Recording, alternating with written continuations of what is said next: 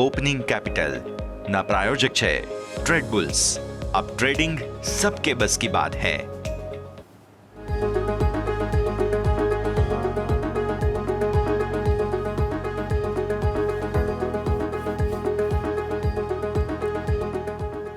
Good morning, સ્વાગત છે આપનું ઓપનિંગ કેપિટલમાં। હું યોમિક આપની સાથે।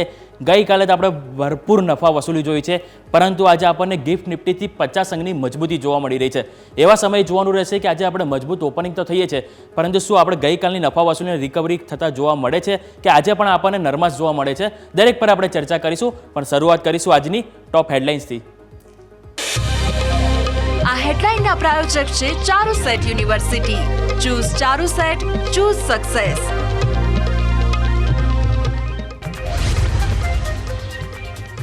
ગ્લોબલ બજારથી શાનદાર સંકેત। રેટ કટની અપેક્ષાથી અમેરિકી બજારમાં રહી શાનદાર તેજી। ડાઉ ફ્યુચર્સમાં 1%ની તેજી, તો રેકોર્ડ ઊંચાઈ પર બંધ થયા S&P 500 અને નેસ્ડેક। ગિફ્ટ નિફ્ટીમાં મામૂલી મજબૂતીના સંકેત। ડાઉ ફ્યુચર્સ ફ્લેટ, એશિયન માર્કેટમાં મજબૂતી, નિક્કેઈમાં નવી રેકોર્ડ ઊંચાઈ પર કારોબાર।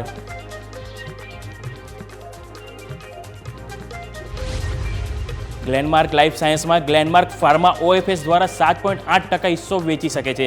બોર્ડથી મળી મંજૂરી। 7.5% ડિસ્કાઉન્ટ ઉપર ₹810 પ્રતિ શેર પર ફ્લોર પ્રાઇસ।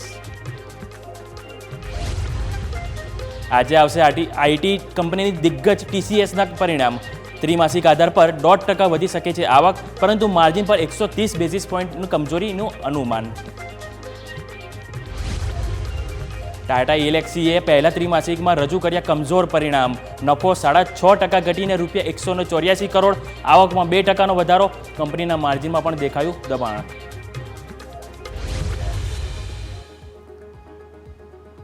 તો આવો સીધા અમારા ઇન્ટરેક્ટિવ વોલ તરફ જઈએ અને જાણવાનો પ્રયત્ન કરીએ કે ગઈકાલે આપણને જે નફા વસૂલી જોવા મળી એ બાદ હવે આજે આપણને કઈ રીતના સંકેતો જોવા મળ્યા છે।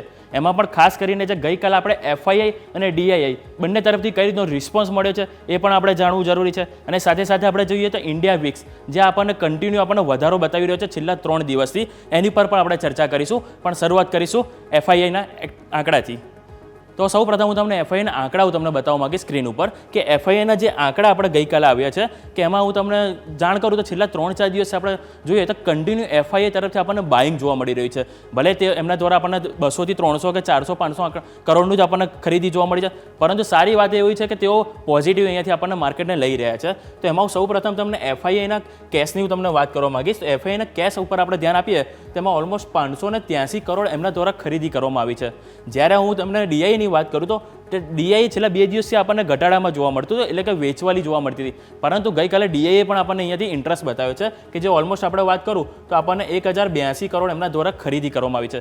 પરંતુ હવે ક્વેશ્ચન જાય કે FII વાળાએ ખરીદી કરી છે, DI વાળાએ પણ ખરીદી કરી છે, તો ગઈકાલે નફા વસૂલી કેમ આવી એ હું તમને ઇન્ડેક્સમાં પરથી બતાવીશ કે ઇન્ડેક્સના આંકડા તમને કઈ રીતના જોવા મળે છે કે FIIના ઇન્ડેક્સ ફ્યુચર્સ કે જે આપણે જોઈએ તો કન્ટિન્યુ ઘણા દિવસોથી ઇન્ડેક્સમાં તેઓ વેચવાલી કરી રહ્યા છે। જે ગઈકાલે પણ આપણને જોવા મળ્યું છે કે જે નિફ્ટીની જો વાત કરું તો નિફ્ટીમાં આપણને ઓલમોસ્ટ 954 કરોડની વેચવાલી જોવા મળી છે, જ્યારે બેંક નિફ્ટીમાં તેઓ સૌથી વધુ વેચવાલી કરી રહ્યા છે। જે ગઈકાલે પણ આપણે જોઈએ તો બેંક નિફ્ટીમાં આપણને 2347 કરોડની આપણને વેચવાલી જોવા મળી છે। એટલે કે આપણે DI જે ભારતીય જે ઇન્વેસ્ટરો છે એ લોકોને તો હજી જે કોન્ફિડન્સ નથી જ આવી રહ્યો બેંક નિફ્ટી ઉપર, પણ સાથે સાથે FII વાળા પણ છે કે જેઓ પણ અહીંયાથી વેચવાલી કરીને જઈ રહ્યા છે। જ્યારે એમના બીજા આપણે સેક્ટરની વાત કરીએ તો financial sector, mid cap select કે એમાં પણ આપણને ઓવરઓલ લાલ રંગમાં આપણને કારોબાર જોવા મળ્યો તેમના દ્વારા। એટલે કે ઓવરઓલ ઇન્ડેક્સ ફ્યુચરની વાત કરું તો કુલ 3500 કરોડની આજુબાજુ આપણને એમના દ્વારા વેચવાલી જોવા મળી હતી। એટલે આ વાતથી ઓવરઓલ આપણે FIIની કેશ માર્કેટની અને સાથે સાથે એમના જે ઇન્ડેક્સ ફ્યુચરમાં કઈ રીતે ખરીદી જોવા મળી છે। હું તમને ઓપ્શન બતાવી દઉં કે FIIના ઓપ્શન આપણને કઈ રીતે જોવા મળ્યા છે। તો હું તમને FIIનું બીજું સેકન્ડ હું તમને બતાવીશ કે FIIનું જે ઓપ્શન છે એમાં આપણે થોડો ઇન્ટરેસ્ટ જોવા મળી રહ્યો છે છેલ્લા ઘણા દિવસથી। આજે હોવા જોઈએ કે એમના દ્વારા કઈ રીતની ખરીદી જોવામાં આવી છે। તો સૌ પ્રથમ ઇન્ડેક્સ ઓપ્શન ઓવરઓલ એમના દ્વારા 18,000 કરોડનો ખરીદી કરવામાં આવે છે। હવે એમાં જો સેગમેન્ટ વાઇઝ તમને જણાવું તો નિફ્ટીમાં ઓલમોસ્ટ 5,840 કરોડની એમના દ્વારા વેચવાલી કરવામાં આવી છે।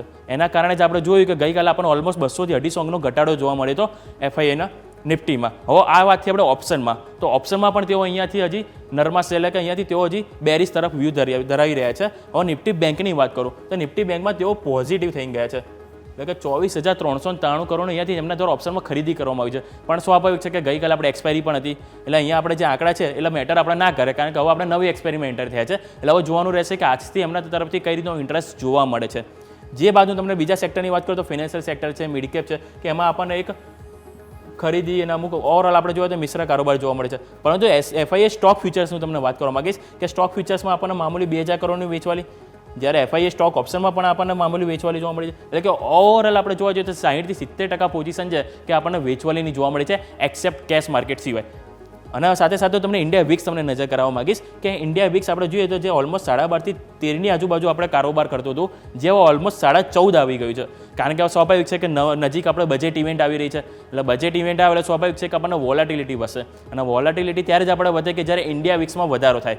એટલે કે સ્વાભાવિક છે કે આ જે 14 છે એમાં પણ જે આપણને આવનારા દિવસોમાં વધારો જોવા મળી શકે છે. જેમ જેમ આપણે 23 જુલાઈની નજીક જઈશું એટલે આપણને ઇન્ડિયા વિક્સમાં આપણને એક ઉછાળો જોવા મળી શકે છે, જેના કારણે માર્કેટમાં વોલાટિલિટી વધી જશે. અને સાથે સાથે જો હું વાત કરું તો આપણે ગઈકાલે ઓલમોસ્ટ 24,160 આજુબાજુના લો પડ્યા હતા. પરંતુ સારી વાત એ હતી કે આપણે ઓવરઓલ નીચેના જે સ્તર બનાવ્યા હતા ત્યાંથી આપણે ઓલમોસ્ટ 150 અંકની રિકવરી પણ જોવા મળી હતી. હવે જોવાનું રહેશે કે આજે આપણે મજબૂતી સાથે ઓપનિંગ થઈએ છીએ તો એમાં કઈ રીતના આપણને વલણો જોવા મળે છે. તો આપણે નિફ્ટીના ડેઇલી ચાર્ટ જોઈ લઈએ કે કઈ રીતના આપણને પોઝિશનલ વ્યૂ બની રહ્યો છે.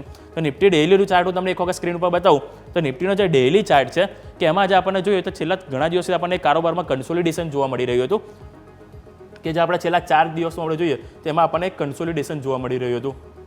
પરંતુ ગઈકાલે જે વાઇલ્ડ મૂવ આવી આપણે કે જેમાં આપણને almost 10 day exponential moving average આપણે નીચે પણ એક વખત ગયા હતા. પરંતુ સારી વાત એ છે કે એની ઉપર આપણે ક્લોઝિંગ આપ્યું છે કે જે ઓલમોસ્ટ આપણે 24,324 પર આપણે ક્લોઝિંગ આપ્યું છે. હવે જોવાનું રહેશે કે આજે મજબૂતી સાથે ઓપન થઈએ તો હવે સપોર્ટ એન્ડ રેઝિસ્ટન્સ પોઝિશનલી કયા આવે છે.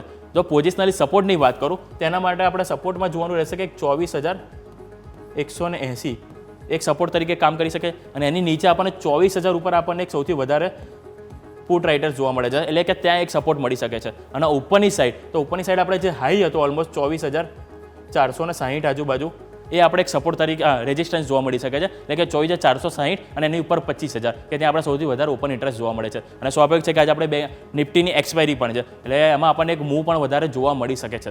આ વાતથી આપણે પોઝિશનલ વ્યૂ. હવે હું તમને 15 મિનિટનો ચાર્ટ બતાવીશ જેથી કરીને ગઈકાલે ઓવરઓલ વ્યૂ કઈ રીતનો જોવા મળ્યો છે, ટ્રેન્ડ એ આપણે અહીંયા જોઈ શકાશે. તો એમાં હું તમને ગઈકાલે આપણે અહીંયા ઓપનિંગ થયા જે ઓલમોસ્ટ આપણે ફ્લેટ ઓપનિંગ થયા હતા, જે બાદ કન્ટિન્યુ આપણને એક સેલિંગ આવ્યું છે, જે બાદ મામૂલી આપણને ખરીદારી પણ જોવા મળી, પરંતુ ફરીથી આપણને એક વેચવાલી જોવા મળી, જે બાદ ફરીથી આપણને રિકવરી જોવા મળી. એટલે ઓલમોસ્ટ આપણે જોઈએ તો ડબલ ટોપ આપણે અહીંયા બનાવ્યા હતા 1 અને 2, અને જ્યાંથી આપણને ઓલમોસ્ટ રિકવરી જોવા મળી છે. પરંતુ હવે આપણે માની લો કે 50 પોઈન્ટ 25 થી 60 પોઈન્ટની આપણને મજબૂતી જોવા મળી છે ગિફ્ટ નિફ્ટીમાં. તો અહીંયાથી આપણને કઈ રીતનું ઓપનિંગ, હવે માની લો કે આપણે ઓલમોસ્ટ 24,380 આજુબાજુ આપણે ફોર એક્ઝામ્પલ ઓપન થઈએ તો, પરંતુ હવે આપણે જોવા રહેશે કે 24,400 કે જ્યાં આપણને ઓપન ઇન્ટરેસ્ટ જોવા મળે છે વધારે કોલ રાઇટર, અને 24,500 આ બે લેવલ છે કે જ્યાં આપણને થોડું સેલ ઓન રાઇઝ જોવા મળી શકે છે. અને નીચેની તરફ હું તમને વાત કરું તો નીચેની તરફ આપણે વાત કરીએ એમ 24,180 જે એક લેવલ છે કે જ્યાં આપણને એક ફરીથી એક ડાઉન સાઇડ જોવા મળી શકે છે. અને ગઈકાલનો લો પણ આપણે 24,160 આજુબાજુ છે, એટલે જો ગઈકાલનો લો તૂટે તો ત્યાંથી આપણને વધુ પેન પણ જોવા મળી શકે છે. આ વાતથી આપણે નિફ્ટીના 15 મિનિટની ચાર્ટ. હવે નિફ્ટીના ઓવર ડેટા જોઈ લઈએ, કારણ કે સ્વાભાવિક આજે એક્સપાયરી છે તો કઈ રીતનું ઓપન ઇન્ટરેસ્ટ બિલ્ડઅપ છે એ જાણવું ઘણું જરૂરી છે. તેમાં ખાસ કરીને આપણે 24,324 ઉપર આપણે ક્લોઝિંગ થયું છે. હવે આપણે આજે મજબૂતી સાથે ઓપન થઈએ ફોર એક્ઝામ્પલ કે 24,380 આજુબાજુ ફોર એક્ઝામ્પલ આપણે ઓપનિંગ થયા, પરંતુ જેમ મેં તમને જણાવ્યું કે 24,400 કે જ્યાં આપણને સૌથી હાઈએસ્ટ આપણને ઓપન ઇન્ટરેસ્ટ જોવા મળી રહ્યું છે કોલ રાઇટર, એટલે કે અહીંયા આપણને એક સપોર્ટ તરીકે આપણને કામ કરતું જોવા મળી શકે છે. જે બાદ હું તમને જણાવું તો 24,500 એક બીજો એક સપોર્ટ છે, એટલે કે આપણે ઓવરઓલ જોઈએ તો કોલ રાઇટર તરફથી આપણને સૌથી વધારે આપણને જોવા મળી રહ્યા છે.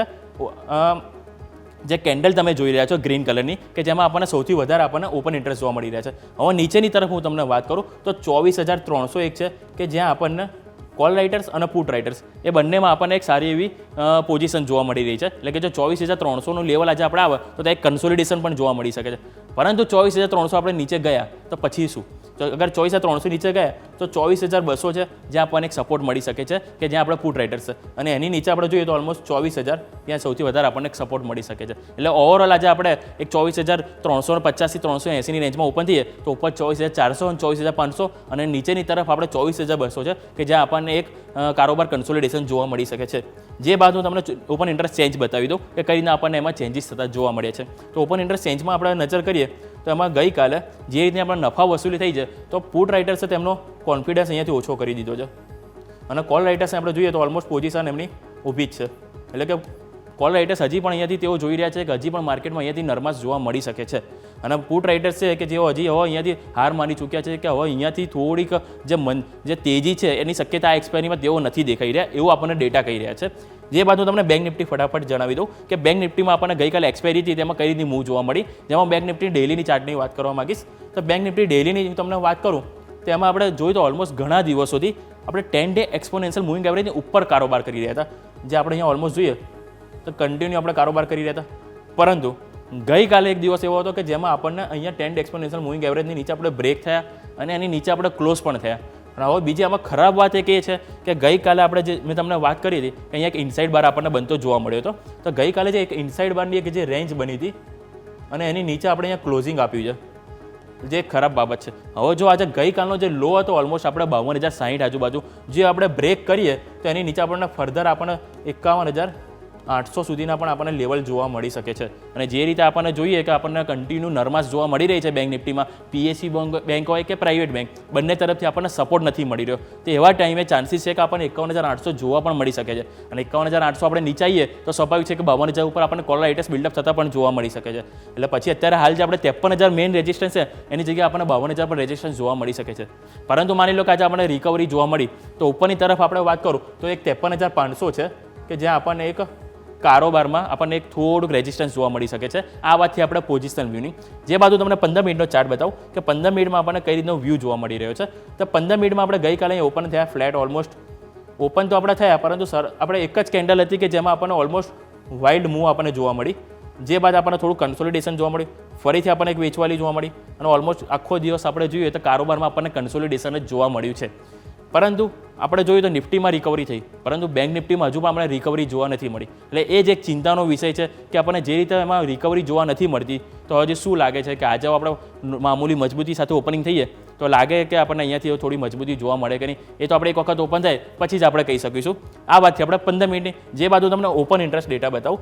ઓપન ઇન્ટરેસ્ટ સ્વાભાવિક છે ગઈકાલે આપણે એક્સપાયરી હતી એટલે કેટલું આપણે કંઈ મહત્વનું નથી, પરંતુ તો પણ હું તમને એક વખત જણાવી દઉં તો ઓલમોસ્ટ હવે આપણે જે નવી એક્સપાયરી છે કે એમાં આપણે જોઈએ તો ઓલમોસ્ટ 52,200 કે એની ઉપર આપણને હાઈએસ્ટ આપણને અહીંયા કોલ રાઇટર્સ જોવા મળી રહ્યા છે, પરંતુ પુટ રાઇટર્સનો એટલું બિલ્ડઅપ નથી.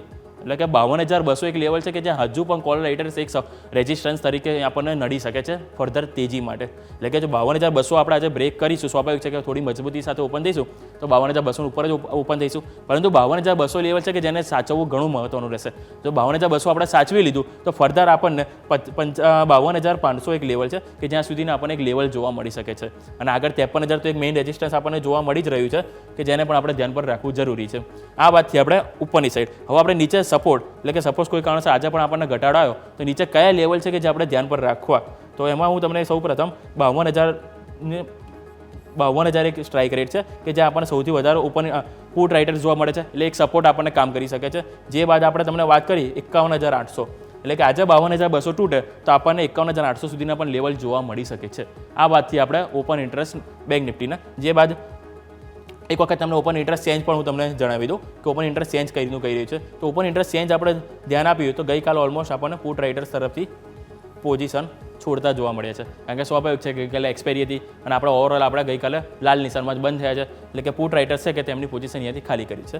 તો આ વાતથી ઓવરઓલ આપણે નિફ્ટી અને બેંક નિફ્ટીની કે નિફ્ટીમાં હું તમને ફરીથી જણાવી દઉં તો એક 24,300 એક લેવલ છે કે જ્યાં આપણને સૌથી વધારે કન્સોલિડેશન જોવા મળી શકે, અને બેંક નિફ્ટી છે કે જેમાં આપણને 52,200 એક લેવલ છે કે જ્યાં આપણને સૌથી વધારે એક કોલ રાઇટર્સ અને પુટ રાઇટર્સ બંને તરફથી આપણને હેવી પોઝિશન જોવા મળી શકે છે. એટલે આ બે મહત્વના લેવલ છે કે જે આજે આપણને મેક ઓર બ્રેક પોઈન્ટ તરીકે આપણને કામ કરતા જોવા મળી શકે છે. તો આ સાથે સમય થયો છે એક બ્રેકનો. બ્રેક બાદ આપણા ગેસ્ટ આપણી સાથે જોડાશે, એમની સાથે આપણે માર્કેટ મૂવમેન્ટની તો આપણે વાત કરીશું, કઈ રીતની સ્ટ્રેટેજી બનાવી, સાથે સાથે કયા સ્ટોક છે કે જેની ઉપર ધ્યાન રાખવું, દરેક પર આપણે ચર્ચા કરીશું એક બ્રેક બાદ.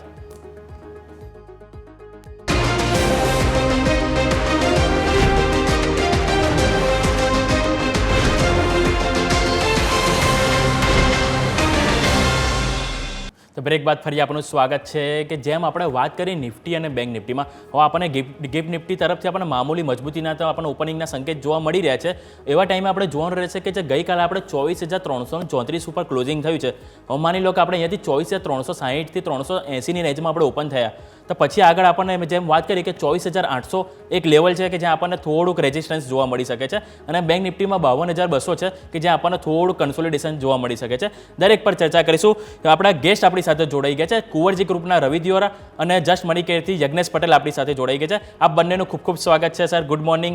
હવે આપણે ગિફ્ટ નિફ્ટી અને આપણને સંકેત તો આપી રહ્યા છે ઓપનિંગના મજબૂતી સાથે, પરંતુ ગઈકાલે આપણે જે રીતે જોઈ કે આપણને નફા વસૂલી જોવા મળી માર્કેટમાં ઓવરઓલ સેક્ટર એક્સેપ્ટ કે આપણે ફાર્મા અને એફએમસીજી સિવાય દરેકમાં આપણને એક વેચવાલી જોવા મળી છે. અને એમાં ખાસ કરીને નિફ્ટી ઓટો હતું કે જે આપણને સૌથી વધારે નીચે ધકેલવામાં એમનો હાથ હતો. પરંતુ આ નફા વસૂલી બાદ રવિ સર તમને સૌથી પહેલાં હું ક્વેશ્ચન કરવા માગીશ કે આ જે નફા વસૂલી ગઈકાલે આપણને જોવા મળી એ બાદ લાગે છે કે અહીંયાથી થોડીક સ્થિતિ સંભાળાઈ શકે.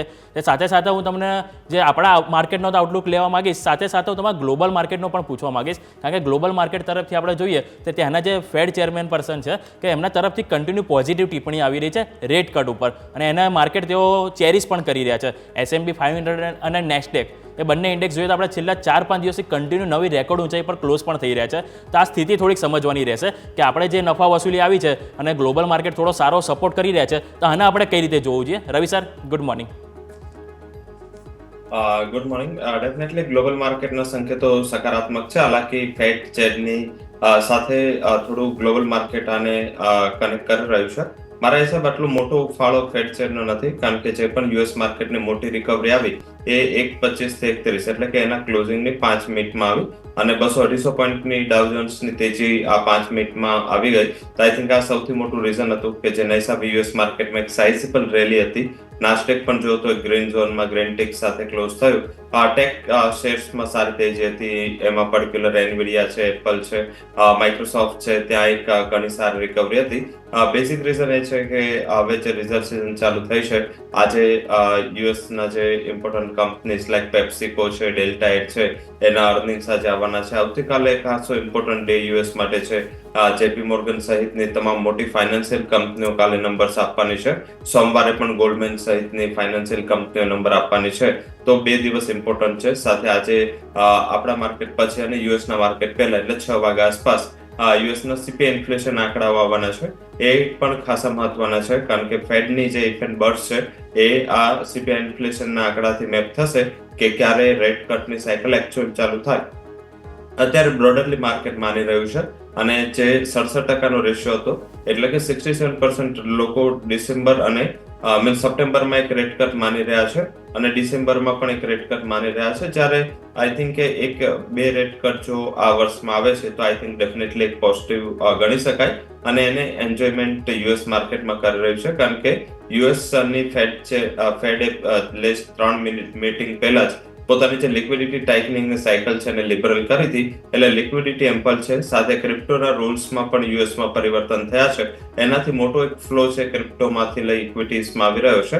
તો અવિરત તેજી યુએસના માર્કેટમાં છે. યુરોપિયન માર્કેટ પણ ફ્રાન્સના ઇલેક્શનની અનસર્ટનિટી, યુકેના ઇલેક્શનની અનસર્ટનિટીના જે વોલેટિલિટી ગત સપ્તાહે જોઈ ત્યારબાદ આ વીકમાં એક સારી સ્ટેબિલિટી બંને માર્કેટમાં આવી ગઈ. તો આઈ થિંક બ્રોડરલી માર્કેટનો જો કન્સેપ્ટ જોઈએ કે ફંડામેન્ટલ જોઈએ તો ગ્લોબલ સંકેતો સકારાત્મક છે. વધારે કોઈ કરેક્શન નથી. એશિયન માર્કેટમાં થોડા ઇફ એન્ડ બર્સ છે. તાઇવાન, હોંગકોંગ છે એના માર્કેટ બેઝિકલી કન્સોલિડેટ કરી રહ્યા છે. ચાઇનાનું મહત્વનું ફેક્ટર આવતા સપ્તાહે 15 થી 18 ચાઇનાની કમ્યુનિસ્ટ પાર્ટીની મીટિંગ છે અને એ મીટિંગ પહેલા થોડું ચાઇના કન્સોલિડેટ કરી રહ્યું છે અને એ કદાચ આવતા વીકનું જે સપોર્ટર હોય ચાઇના હોઈ શકે. તો આઈ થિંક કોઈને કોઈ સપોર્ટ માર્કેટને મળી જાય છે. તો બ્રોડર સેન્ટિમેન્ટ ઉપરથી એવું લાગી રહ્યું છે કે કાલનું જે પણ કરેક્શન હતું કે જે મોમેન્ટ હતી એને આપણે એક નીચર રિએક્શન તરીકે જોવું જોઈએ, થોડી નફારૂપી વેચવાલી તરીકે જોવું જોઈએ. હજી પણ ટ્રેન્ડ ઇન્ટેક્ટ છે. કોઈ વધારે કરેક્શનની ચાન્સીસ મને અત્યારે બ્રોડરલી માર્કેટમાં નથી દેખાઈ રહ્યા. ઓકે, તો આ ઓવરઓલ વ્યૂ છે આપણે ગ્લોબલ માર્કેટને કે જેને આપણે માર્કેટમાં કઈ રીતે ઇફેક્ટ કરી શકે છે. યજ્ઞેશ સર, તમારી સાથે નિફ્ટી અને બેંક નિફ્ટીની વાત કરવા માંગી સ્પેસિફિક કે હવે સ્વાભાવિક છે કે ગઈકાલે આપણે બેંક નિફ્ટીમાં જોયું કે સારી ઉથલપાથલ જોવા મળી એક્સપાયરી દિવસે, પરંતુ આજે નિફ્ટીની એક્સપાયરી છે અને આ નિફ્ટી ઉપર આપણે જોઈએ તો ઓલમોસ્ટ 24,400 અને 24,500 કે જેની ઉપર આપણને કોલ રાઇટર્સ ઘણા જોવા મળી રહ્યા છે. તો આજે મામૂલી મજબૂતી સાથે તો ઓપન થઈશું, પરંતુ આપણને કયા લેવલ છે કે જે ધ્યાન પર રાખવા, કે આપણને કયા સપોર્ટ અને રેઝિસ્ટન્સ છે કે જે આજના દિવસ આપણે ધ્યાન પર રાખવાના રહેશે સર? Good morning. જે રીતે ગઈકાલે નિફ્ટી ઇન્ડેક્સમાં આપણે મુવમેન્ટ જોઈ હતી અને ઓવરઓલ બેંક નિફ્ટીમાં ખાસું આપણને નીચે વેચવાલી પણ જોવા મળી હતી અને બંને ઇન્ડેક્સને આપણે કમ્બાઈન કરીએ તો નિફ્ટી ઇન્ડેક્સમાં સારી એવી રિકવરી આપણે લાસ્ટ હાફની અંદર જોવા મળી હતી. અને અગર આપણે ઓપન ઇન્ટરેસ્ટની વાત કરીએ, પહેલા નિફ્ટી ઇન્ડેક્સની વાત કરીએ તો 24,400 અને 24,300 આ બંને લેવલ સ્ટ્રાઇક પર કોલ રાઇટરને ખાસી એવી વધારો જોવા મળી રહ્યો છે, જે દર્શાવે છે કે આ લેવલ્સ આજના ટ્રેડિંગ સેશન માટે આજની એક્સપાયરીમાં બહુ ઇમ્પોર્ટન્ટ રેઝિસ્ટન્સનું કામ કરી શકે છે. જે રીતે ગિફ્ટ નિફ્ટીનો ઓપનિંગ સંકેત મળી રહ્યા છે, એવું લાગી રહ્યું છે કે આપણે મામૂલી થોડું ઉપર ઓપનિંગ જોવા મળે, પરંતુ 24,400 એક લેવલ છે જ્યાંથી આપણને આજના ઇન્ટ્રાડે સેશનમાં વેચવાલી આપણને જોવા મળી શકે. સપોર્ટની અંદર નીચે વાત કરીએ નિફ્ટી ઇન્ડેક્સમાં તો 24,150 બહુ ઇમ્પોર્ટન્ટ ઝોન રહેશે, જે કાલનો લો પણ છે. મને એવું લાગે છે કે માર્કેટ આજના નિફ્ટી ઇન્ડેક્સ આજના ટ્રેડિંગ સેશનમાં આ લો ટેસ્ટ કરવા નીચે જઈ શકે છે અને ઓવરઓલ આપણે જોઈએ તો નીચેમાં 24,000 પાસે સારું પુટ રાઇટિંગ પણ જોવા મળી રહ્યું છે. તો આ લેવલ્સથી આપણને એક નીચેથી બાઉન્સ જોવા મળી શકે છે. હવે બેંક નિફ્ટીની વાત કરીએ તો બેંક નિફ્ટીની અંદર પણ આપણે એ જ રીતે જોઈએ છે કે 52,400 52,500 આ એક ઇમ્પોર્ટન્ટ રેઝિસ્ટન્સ છે. લાસ્ટ 3 ટ્રેડિંગ સેશન્સથી આપણે અહીંયાથી આપણને વેચવાલી જોવા મળી રહી હતી. નીચેની અંદર આપણે જોઈએ તો 52,000 પાસે સારું પુટ રાઇટિંગ જોવા મળી રહ્યું છે, જે બેંક નિફ્ટીમાં સંકેત આપે છે કે આ એક લેવલ છે કે જે એક ઇમ્પોર્ટન્ટ સપોર્ટ તરીકે કામ કરી શકે છે. અને ઉપરમાં રેઝિસ્ટન્સની વાત કરીએ તો 52,500 અને 52,400 આ એક ઇમ્પોર્ટન્ટ ઝોન છે જ્યાં સારું કોલ રાઇટિંગ ગઈકાલે એડિશન જોવા મળ્યું છે. આપણે ઓવરઓલ પણ જોઈએ તો કોલ રાઇટિંગનો રેશિયો અને આપણે પુટ રાઇટિંગના રેશિયોમાં કોલ રાઇટિંગનો રેશિયો સારો એવો જોવા મળી રહ્યો છે. તો આજના ટ્રેડિંગ સેશનમાં બંને ઇન્ડેક્સમાં થોડું નરમાશ જોવા આપણને મળી શકે. ઓકે, તો આપણને અહીંયા પણ હજુ એક થોડી નરમાશ જોવા મળી શકે છે અને 52,400 અને 52,500 કે જે હજુ પણ આપણને રેઝિસ્ટન્સ જોવા મળી શકે છે. રવિ સર, તમારી સાથે બેંક નિફ્ટીની ઇનડેપ્થ થોડી વાત કરવા માંગીએ, specific private bank versus PSU bank. કારણ કે આપણે જોયું તો શરૂઆતના જૂન મહિનાના સ્ટાર્ટિંગમાં આપણને PSU બેંક સારો એવો સપોર્ટ હતો, પરંતુ end of the mid to end આપણને પ્રાઇવેટ બેંક તરફથી સારો એવો સપોર્ટ મળ્યો. ખાસ કરીને HDFC બેંક છે, ICICI બેંક છે, કોટક મહિન્દ્રા બેંક કે સારો એવો સપોર્ટ મળે છે. પરંતુ લાસ્ટ આ જે વીકની વાત કરું તેમાં આપણને પ્રાઇવેટ બેંક તરફથી એટલું કોઈ પાર્ટિસિપેટ નથી જોવા મળ્યું. 1-2 દિવસ આપણને PSU બેંક તરફથી પાર્ટિસિપેટ જોવા મળ્યું, પરંતુ ગઈકાલે તો આપણને પ્રાઇવેટ બેંક અને PSU બેંક બંને તરફથી આપણને ઓવરઓલ વેચવાલી જોવા મળી છે. તો હવે અહીંયાથી ફર્ધર સર તમને લાગી રહી છે કે થોડી મજબૂતી હવે જોવા મળી શકે specific sector wise sir?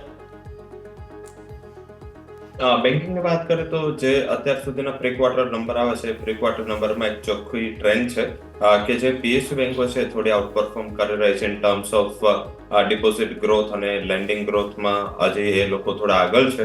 I think કે જે રીતે HDFC બેંકના પ્રી ક્વાર્ટર્સ છે થોડું માર્કેટને નિરાશ કરી રહ્યા છે. હાલાકી ઇન્ડસઇન્ડ બેંકના નંબર થોડા મિક્સ હતા, થોડા પોઝિટિવ સાઇડ કહી શકાય, બટ ઓલ ઓવર જોઈએ તો હજી મેઇન એક્સિસ બેંક છે, ICICI બેંકના પ્રી ક્વાર્ટર્સ આવવાના બાકી છે, એટલે માર્કેટ ફોકસ હજી એના ઉપર છે. થોડી રિઝલ્ટ સિઝન આ વખતે મીન્સ કે 2 થી 3 ટ્રેડિંગ સેશન પૂરતી બધાની લેટ જઈ રહી છે, એટલે આઈ થિંક થોડું તમને ઇફ એન્ડ બટ્સ રહેશે. SBI ની અર્નિંગ પછી માર્કેટને ખ્યાલ આવશે કે ડેફિનેટલી આ માર્કેટ શું કરી રહ્યું છે. હાલાકી લાસ્ટ ટાઈમ જે SBI ની અર્નિંગ હતી, ઇન્ડિયન કોર્પોરેટ હિસ્ટ્રીનો સૌથી મોટો પ્રોફિટ સ્ટેટ બેંક ઓફ ઇન્ડિયાએ ગયા ક્વાર્ટરમાં નોંધાયો હતો. મારા હિસાબે તમામ જે PSU બેંકો છે એમની જે હિસ્ટ્રી છે એ હવે મીન્સ કે ઘૂસાઈ ચૂકી છે, પાસ્ટ છે એ ખરાબ પાસ્ટ છે એ દૂર થઈ ચૂક્યો છે. કમ્પેરેટિવ લાગી રહ્યું છે ઇન ટર્મ્સ ઓફ વેલ્યુએશન અને ફંડામેન્ટલ. તમને કદાચ અર્નિંગ સેશનમાં પણ અર્નિંગ સિઝનમાં પણ PSU બેંકો આઉટ પરફોર્મ કરતી જોવા મળે. પ્રાઇવેટ બેંકમાં થોડા કન્સોલિડેશનનો માહોલ હશે. હાલાકી જોઈએ તો એક્સિસ બેંક, ICICI બેંક જેવી બેંકો છે ઓલરેડી 52 વીક હાઈ પર છે, જ્યાં સારી અર્નિંગની એક્સપેક્ટેશન્સ છે. અને HDFC બેંકમાં પણ રિકવરી સારી હતી. હાલાકી પ્રી ક્વાર્ટર પછી થોડું પ્રોફિટ બુકિંગ આવશે. મારા હિસાબે જ્યાં સુધી HDFC બેંકના પરિણામો નહીં આવે થોડું તમને ત્યાં કન્સોલિડેશનનો માહોલ જોવા મળશે. ઓલ ઓવર બેંક નિફ્ટીમાં કન્સોલિડેશન રહેશે. હાલાકી જે રીતે અત્યારે ફંડામેન્ટલ ચેન્જ થઈ રહ્યા છે, ઇન્ટરેસ્ટ રેટ સેન્સિટિવિટી છે એ તરફી શેર છે થોડા આઉટ પરફોર્મ કરવાના મોકાણ પર છે. આઈ થિંક મને એવું લાગી રહ્યું છે કે જે રીતે પર્ટિક્યુલર માહોલ છે, જે બેંક નિફ્ટીનું અંડર પરફોર્મન્સ છે જે આપણે એક વીકમાં જોયું છે એ એના હિસાબે છે, કારણ કે બેંક નિફ્ટી આઉટ પરફોર્મ પણ છેલ્લા એના પહેલા 2 વીક ઘણું સારું કર્યું હતું. આ એક પેરિંગ ઓફ ટ્રેડ છે. અધરવાઇઝ નિફ્ટી બેંક છે ફરીથી મોમેન્ટમમાં આવી જશે. 1-2 ટ્રેડિંગ સેશનના કન્સોલિડેશનની વાત છે. અધરવાઇઝ મને એવું લાગી રહ્યું છે કદાચ આજથી તેની શુભ શરૂઆત થઈ જશે. નિફ્ટી બેંકમાં ઓલ ઓવર જોઈએ તો 52,000નું એક લેવલ ગણવાનું છે, જે સાયકોલોજીકલ સપોર્ટ લેવલ છે. ઉપર 52,800 થી 53,000 સુધીના લેવલ ફરીથી અપ્રોચ થતા જોવા મળી શકે છે. બજેટ પણ આવવાનું છે, એમાં પણ ફિસ્કલ ડેફિસિટ 5.1 આસપાસ રહે તો માર્કેટ ઉત્સાહિત થશે, અને વધારે ગવર્મેન્ટ સ્પેન્ડિંગ કરે છતાં ડેફિસિટ કાબુમાં રાખવી આઈ થિંક એક બહુ મોટી વાત ગણી શકાય ફાઇનાન્શિયલ કંપનીઓ માટે. તો મને વધારે નેગેટિવિટી આ લેવલથી નથી દેખાઈ રહી. ઓકે, એટલે ઓવરઓલ આપણને 52,000 એક લેવલ છે કે જે આપણને એક સપોર્ટ જોવા મળી શકે છે. જે યજ્ઞેશ સરે પણ આપણને જણાવ્યું કે 52,000 એક મહત્વનો સપોર્ટ છે કે જ્યાં પુટ રાઇટર્સ વધુ છે, જે આપણને એક સપોર્ટ તરીકે કામ કરતું જોવા મળી શકે છે. હવે હું એક એનર્જી સેક્ટરની વાત કરવા માંગીશ યજ્ઞેશ સર તમારી સાથે, કે એનર્જી સેક્ટર આપણે જોઈએ તો લાસ્ટ મહિનામાં પણ આપણને સારું એવું બજિંગ જોવા મળ્યું છે. ઓલમોસ્ટ 5% પણ વધુ તેજી આપણને નિફ્ટી એનર્જીમાં જોવા મળી છે. અને સ્વાભાવિક છે કે નવી સરકાર છે એ આપણને વિન્ડ, સોલાર છે કે પછી ગ્રીન ટેકનોલોજી કે એની પર વધારે ભાર પણ મૂકી રહ્યા છે. તો આવા સમયે લાગે છે કે જે નિફ્ટી એનર્જીનું આઉટલુક હજી પણ આવનારા દિવસોમાં આપણને અહીંયાથી પોઝિટિવ કામ કરતું જોવા મળી શકે સર? જે નિફ્ટી એનર્જી સેક્ટરની વાત કરીએ તો આપણે જે રીતે સેક્ટરમાં પણ હાયર ટોપ હાયર બોટમ એક અપ ટ્રેન્ડ જોવા મળી રહ્યો છે. અને ઓવરઓલ આપણે જોઈએ તો છેલ્લા અમુક સેશન્સની અંદર આપણે એમાં કન્સલ્ટેશન જોયું, ત્યાર પછી કન્સલ્ટેશનનું બ્રેકઆઉટ પણ જોયું, અને ફરીથી આપણે અત્યારે લાસ્ટ 2 ટ્રેડિંગ સેશનમાં આપણને એક વોલ્ટિલિટી જોવા મળી રહી. મારે એવું માનવું છે કે આ સેક્ટરમાં આઉટ પરફોર્મન્સ આગળ પણ જોવા મળી શકે છે, અને નવા હાઈ આ સેક્ટરની અંદર ફરીથી આપણને આગળ પણ જોવા મળી શકે છે. નીચેમાં કોઈ પણ ઘટાડો જોવા મળે છે, સ્ટોક સ્પેસિફિક પણ વાત કરીએ તો એમાં આપણે ખરીદદારીની આપણે એક એપ્રોચ રાખવો છે. ઓકે, એટલે અહીંયાથી તમારા માટે ખરીદીનો એપ્રોચ બની રહ્યો છે.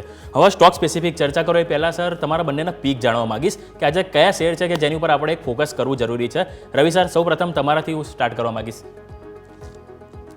જરૂરથી જે મેં વાત કરી કે આગળના સપ્તાહમાં થોડું ઇમ્પોર્ટન્ટ ડેટા છે, એમાં પર્ટિક્યુલર જે ચાઇનાની કમ્યુનિસ્ટ પાર્ટીની 15 થી 18 આ 3 દિવસની બેઠક છે, એમાં મોટા સ્ટિમ્યુલસના અનાઉન્સમેન્ટ એક્સપેક્ટેડ છે, મેઝર્સ લેવામાં આવશે.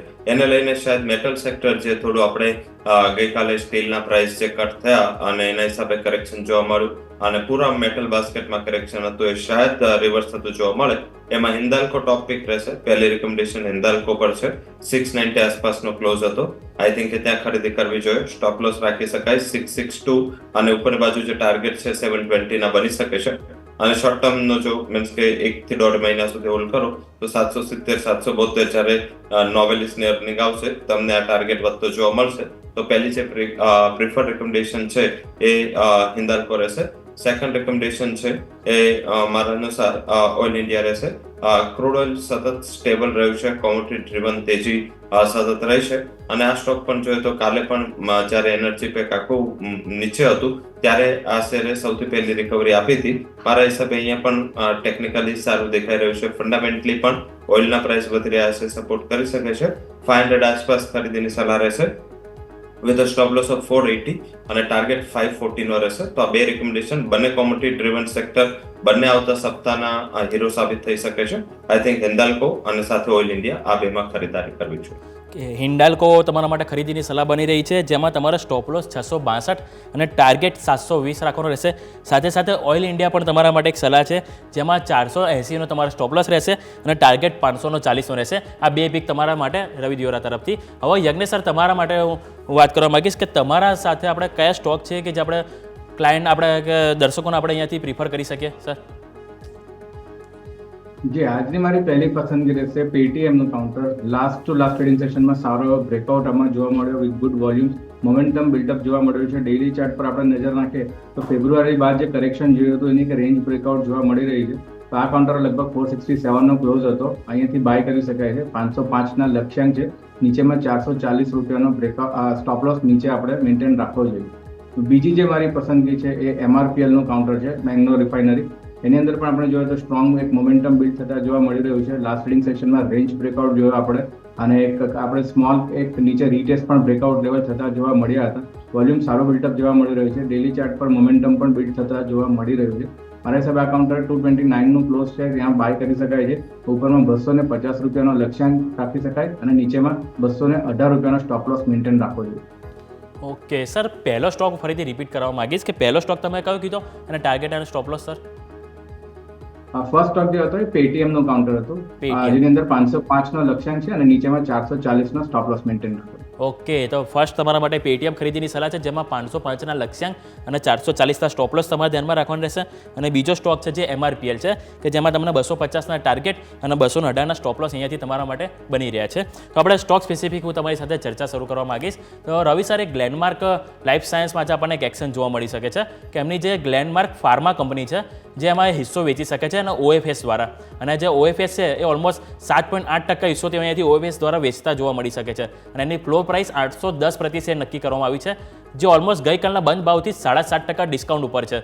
અને જે OFS છે એ આજથી નોન રિટેલ માટે શરૂ થશે અને આવતીકાલથી રિટેલ માટે શરૂ થશે. તો આ જે સમાચાર છે એને માર્કેટ કઈ રીતે એન્ટિસિપેટ કરી શકે છે? ઇનિશિયલી તો કરેક્શન આવશે. આઈ થિંક આટલું મોટું ડિસ્કાઉન્ટ ઉપર આટલી મોટી ઇક્વિટી છે એટલે OFS ઉપર લોકો બધા ટ્રાય કરશે. આર્બિટ્રાજ ઘણું મોટું છે, 7.5% આર્બિટ્રાજ છે, એટલે આઈ થિંક મને એવું લાગી રહ્યું છે કે આજે એક મોટું ગેપ ડાઉન આ સ્ટોકમાં થઈ શકે છે. હાલાકી એક ધ્યાનમાં રાખવાનું છે કે જ્યારે ત્યારે આવા કોઈ ન્યૂઝ હોય છે ત્યારે એ જે OFS નું પ્રાઇસ હોય છે, ફ્લોર પ્રાઇસ, એક સપોર્ટ બની જતો હોય છે. હાલાકી મને નથી લાગી રહ્યું કે 810 ના પ્રાઇસે OFS થશે. આ OFS નું ઇન્ડિકેટિવ પ્રાઇસ છે જે 810 છે, ફ્લોર પ્રાઇસ છે.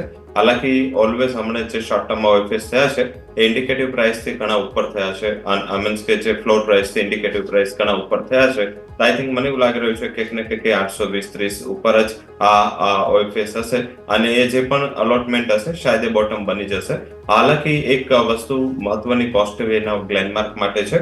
આ કંપની એકવાર એવું હતું કે ગ્લેનમાર્ક અને જે સૌથી મોટો બોજ હતો એ ગ્લેનમાર્ક લાઈફનો લોસ હતો. ગ્લેનમાર્ક લાઈફ જ્યારે મર્જ કંપની હતી ત્યારે આ કારણ કે રિસર્ચ અને ડેવલપમેન્ટ, લાઈફ ડેવલપમેન્ટ કંપની છે અને આનો એક મોટો લોસ કંપનીને નડી રહ્યો હતો. અને આ જ કંપની છે જે ગ્લેનમાર્કને ઘણી સપોર્ટ કરી ગઈ, કારણ કે ગ્લેનમાર્કે આમાં નિર્માને પણ પહેલા પોતાનો સ્ટેક આપ્યો હતો ગ્લેનમાર્ક લાઈફનો, અને હવે ધીમે ધીમે OFS પણ કરી રહી છે. ગ્લેનમાર્ક લાઈફમાં ઘણું મોટું વેલ્યુએશન બનાવશે. જે કંપનીની વેલ્યુએશન 700-800 કરોડની હતી એ કંપનીનો આજનો OFS 800 કરોડ આસપાસનો છે, 700 કરોડ આસપાસનો છે. તો આઈ થિંક ડેફિનેટલી એક વેલ્યુ અનલોકિંગ ઓપોર્ચ્યુનિટી ગ્લેનમાર્ક માટે બની છે. અને આઈ થિંક આગળ જતા નામ પણ ચેન્જ થશે ધીમે ધીમે. આઈ થિંક ત્યાં મેનેજમેન્ટ પોતાનો સ્ટેક રિડ્યુસ કરી આ કંપનીને ચેન્જ ઇન મેનેજમેન્ટ કરશે. તો આઈ થિંક ત્યાં કોઈ નવું મેનેજમેન્ટ આવી જશે. તો આઈ થિંક ડેફિનેટલી લાઈફ પણ બેટર છે અને ફાર્મા પણ બેટર છે. ગ્લેનમાર્ક ફાર્માની જે રેલી છે આ વર્ષમાં 100% સુધીની આવી ગઈ છે. ત્યાં ફોકસ કરો છો, નીચે 1340-50 મળે છે. મારા હિસાબે ફરીથી ત્યાં ખરીદીની સારી તક છે. ઉપરની બાજુ 1500 સુધીના લેવલ ગ્લેનમાર્ક બતાવી શકે છે. ઓકે, ઉપરની તરફ આપણે 1500 સુધીના લક્ષ્યાંક જોવા મળી શકે છે, એટલે ઓવરઓલ વ્યૂ અહીંયાથી તમારા માટે પોઝિટિવ બની રહ્યો છે.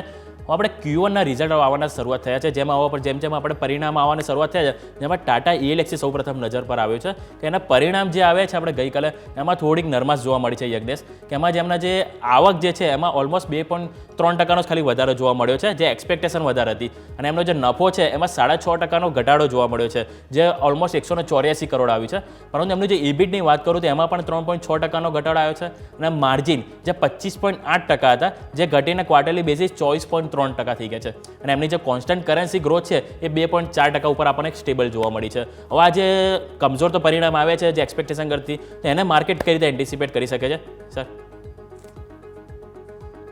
જી, આપણે જે રીતે સ્ટોક પર ડેલી ચાર્ટ પર નજર નાખીએ તો એક નીચે રિવર્સલ ફોર્મેશનની પ્રોસેસ જોવા મળી રહી છે. જે રીતે અત્યારે પરિણામ જોવા મળી રહ્યા છે, જે એક્સપેક્ટેશન કરતા નીચે જોવા મળી રહ્યા છે, એ જોતા એવું લાગી રહ્યું છે કે આ જે કન્સોલિડેશન છે હજુ થોડું લાંબુ ચાલી શકે છે. ઓવરઓલ અગર રેન્જ સપોર્ટ અને રેઝિસ્ટન્સની વાત કરીએ તો નીચેમાં આમાં સપોર્ટ જે બની રહ્યા છે લગભગ 7000ના લેવલ પર બની રહ્યા છે. તો આ એક લેવલ છે જ્યાં તમારે ખરીદદારીની એક સલાહ બની રહે છે કે નીચે અગર લેવલ મળે છે 7000ના, તો આ કાઉન્ટરની અંદર આપણે એન્ટ્રી કરી શકીએ છીએ. ઉપરમાં રેઝિસ્ટન્સની વાત કરીએ તો 7300 રૂપિયાની એક રેન્જ બનાવી છે, રેઝિસ્ટન્સનો ઝોન છે. તો 7300ના લક્ષ્યાંક માટે આપણે આની અંદર એક પાર્ટિસિપેટ કરી શકીએ છીએ બાઇંગ સાઇડ પર. ઓકે, તો અહીંયાથી બાઇંગ માટેનો એપ્રોચ તમે રાખી શકો છો with respect to stop loss and target. હવે તમારા સાથે હું રવિ સર કેશોરામ ઇન્ડસ્ટ્રીઝની વાત કરવા માંગીશ કે કેશોરામ ઇન્ડસ્ટ્રીઝના જે અપડેટ આવે છે એમાં એમની જે આવક છે 12% ઘટાડો થયો છે.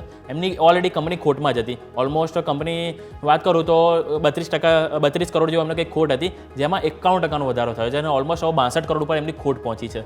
એમનો ઇબિડાની વાત કરું તો એમાં પણ 32%નો ઘટાડો થયો છે અને માર્જિન જેમના 10.5% હતા, જે ઘટીને 8% થઈ ગયા છે. એટલે ઓવરઓલ અહીંયા પણ આપણને પરિણામમાં થોડી નરમાશ જોવા મળી છે. તો આપણે કેશોરામ ઇન્ડસ્ટ્રીઝને સર કઈ રીતે લેવું જોઈએ? અગર કોઈને ઇન્વેસ્ટમેન્ટ પર્પઝથી કોઈને અહીંયાથી ખરીદી કરવી હોય તો ખરીદી શકાય કે અહીંયા વેઇટ એન્ડ વોચ હજી પણ કરવાની જરૂર રહેશે સર? માર્કેટમાં 3,999 બીજા સારા લિક્વિડ સ્ટોક છે ત્યાં ફોકસ કરવું જોઈએ. આઈ થિંક આ કંપનીમાં જે મેજરલી પ્રોબ્લેમ એ છે કે આ કંપની સતત લોસમાં રહી છે. વચ્ચે જ્યારે એમને સિમેન્ટ બિઝનેસનું સેલ ઓફ કર્યું ત્યારે માર્કેટને થોડું એવું લાગ્યું કે કદાચ આ કંપની પ્રોફિટ મેકિંગમાં કન્વર્ટ થઈ શકે છે, પરંતુ કંઈ પણ જોઈએ તો ત્યાં ખાસ રિકવરીની સાઇન નથી દેખાઈ રહી અને પર્ટિક્યુલર બહુ મોટું કરેક્શન નહીં આવે, કારણ કે લોસમાંથી લોસ છે. ઓલવેઝ લોસમાંથી લોસ હોય કે પ્રોફિટમાંથી પ્રોફિટ હોય, એ કોઈ દિવસ માર્કેટ એને વધારે પડતી મૂવમેન્ટ નથી લેતું, એટલે બહુ વધારે નકારાત્મક કદાચ ગેપ ડાઉન ઓપનિંગનું આશા ના રાખવી જોઈએ. પરંતુ ખરીદી માટે પણ જોઈએ તો 210 ના લેવલ આવી ચૂક્યા છે અને મીન્સ કે પી તો ડેફિનેટલી નેગેટિવ છે, ROE પણ નેગેટિવ છે, તો આઈ થિંક અહીંયા થોડું અવોઇડ કરો. આઈ થિંક સારા ફંડામેન્ટલ વાળા સ્ટોક્સમાં શું છે કે માર્કેટ ટોપ પર છે, અહીંથી જો વોલ્ટાલિટી અને અનસર્ટનિટી જેવી માહોલ ઉભો થાય તો આ બધા સ્ટોક જ્યાં કઈ નેગેટિવ ન્યૂઝ હોય એમાં બાદમાં જે કરેક્શન હોય છે થોડા સ્ટીપ હોતા હોય છે. આઈ થિંક મારા હિસાબે આને ક્લિયર અવોઇડની સલાહ રહેશે. ઓકે, તો એઝ ઓફ નાવ અહીંયાથી અવોઇડ કરવાની સલાહ અહીંયા તમારા માટે બની રહી છે. હું એક સ્ટોક એવો છે કે જેમાં જો ગઈકાલે હું તમને વાત કરું તો ડિલિવરી હતું કે જેમાં CPPIB એટલે કે Canada pension plan investment board કે જેમના દ્વારા હિસ્સો વેચવામાં આવ્યો હતો, પરંતુ આજે બીજો એવો એક સ્ટોક છે કે જેમાં એમના દ્વારા એક હિસ્સો વેચવામાં આવી રહ્યો છે અને એ સ્ટોક છે નાયકા. હવે નાયકામાં આજે પણ તેઓ 174 પ્રતિ શેરની કિંમતે તેઓ અહીંયાથી 0.52% હિસ્સો કંઈક વેચ્યો છે. હવે એક આ વસ્તુ પણ સમજવાની રહેશે કે જે કેનેડા પેન્શન પ્લાન છે એ કન્ટિન્યુ અહીંયાથી જે ઇન્ટરેસ્ટ છે જે ઓછો કરી રહ્યો છે. એક તો ગઈકાલે આપણે ડિલિવરીમાં એમણે હિસ્સો અહીંયાથી વેચ્યો છે, આજે નાયકામાં સમાચાર આવ્યો છે કે એમાં પણ તેઓએ એક હિસ્સો વેચ્યો છે, તો સ્વાભાવિક છે કે આજે આમાં પણ આપણને એક એક્શન જોવા મળી શકે છે.